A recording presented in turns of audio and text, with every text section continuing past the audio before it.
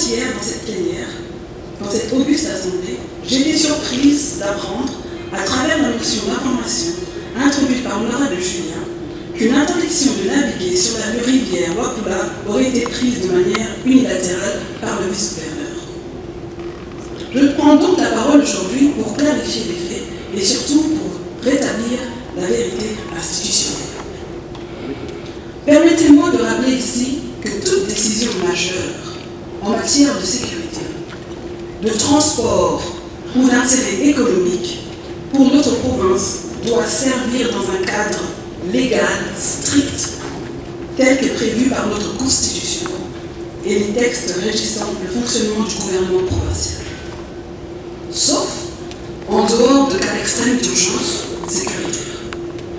Or, pour qu'une mesure comme celle-ci, d'interdire ou de réguler la navigation sur une voie fluviale aussi importante que la rivière Wakula, entre en vigueur, 3 conditions sont nécessaires.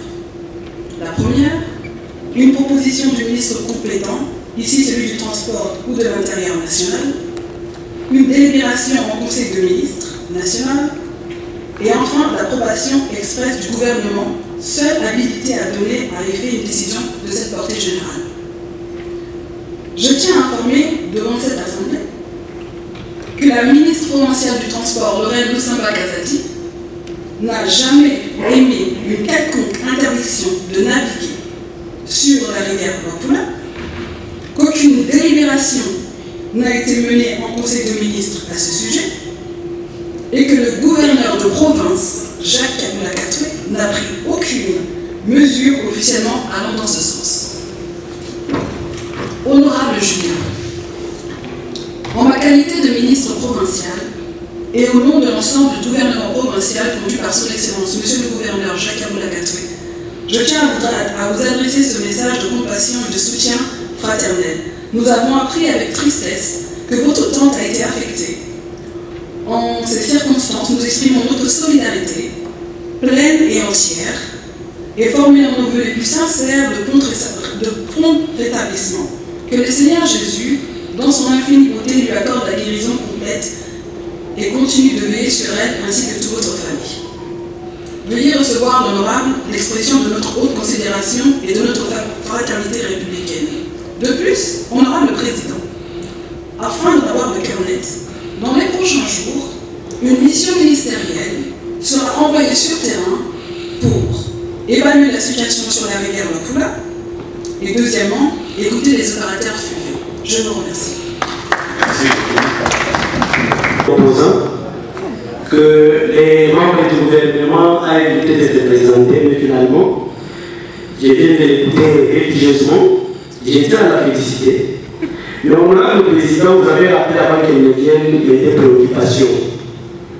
La première préoccupation consistait à identifier, à me donner l'identité, parce qu'un bateau a circulé, honorable président. Me donner l'identité de ces gens-là, parce que, s'il vous plaît, honorable Tomo, Excellence, Madame la ministre, vient de présenter des compassions qui a une tente.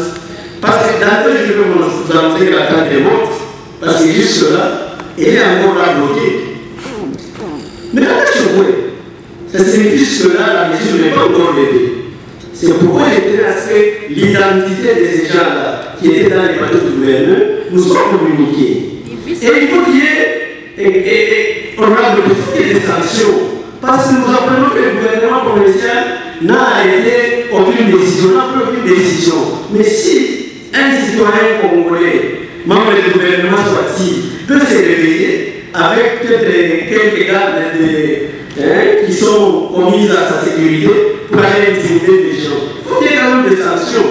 Donc, moi, à partir de l'identité, je veux savoir s'il y a un membre du gouvernement qui prend des décisions contre tout un gouvernement, que nous puissions opérationnaliser l'article 204, si un membre du gouvernement qui peut prendre des décisions sans que tout le gouvernement et surtout sans que le gouvernement ne soit au courant, mais honorable président, nous devons agir parce que nous sommes des élus du peuple.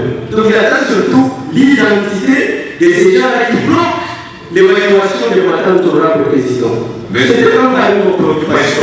Que cette mission soit en toute diligence, soit organisée en toute diligence. Et je pense, puis à vous aussi,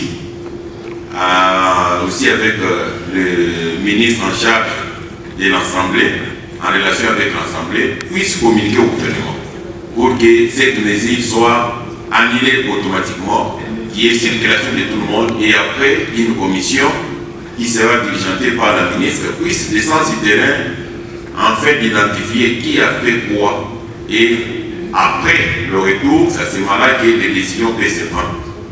Je pense que c'est de cette façon-là. Oui, oui.